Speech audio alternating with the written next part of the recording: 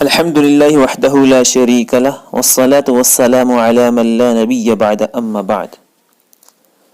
بسم اللہ الرحمن الرحیم۔ نکاح عبادت ہے، عیاشی نہیں۔ نسل انسانی کو آگے بڑھانے کے لیے نکاح پوری دنیا میں انسانوں کا ایک مہذب طریقہ ہے۔ مسلمان بھی نکاح کرتے ہیں، کافر بھی نکاح کرتے ہیں۔ فرق اتنا ہے کہ کافر نکاح کو عیاشی سمجھتا ہے اور مسلمان نکاح کو عبادت سمجھتا ہے۔ ہمارے یہاں چونکہ social media, print media, electronic media اتنا سخت ہے کہ اس کی شدید پروپیگنڈا کی وجہ سے اب مسلمان بھی نکاح کو عبادت کے بجائے عیاشی سمجھنا شروع ہو گیا۔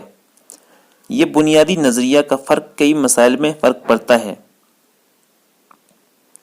جب نکاح کافر کے یہاں عیاشی ہے تو عیاشی کی جگہ مسجد نہیں، عیاشی کی جگہ بازار ہوتے ہیں، اس لیے وہ اپنی شادیاں بازاروں میں کرتے ہیں۔ مسلمان کے یہاں نکاح چونکہ عبادت ہے اور عبادت کی سب سے بہترین جگہ مسجد ہے، اس لیے حدیث پاک میں آتا ہے وَجَعَلُوهُ فِي الْمَسَاجِدِ کہ نکاح مسجد میں کیا کرو۔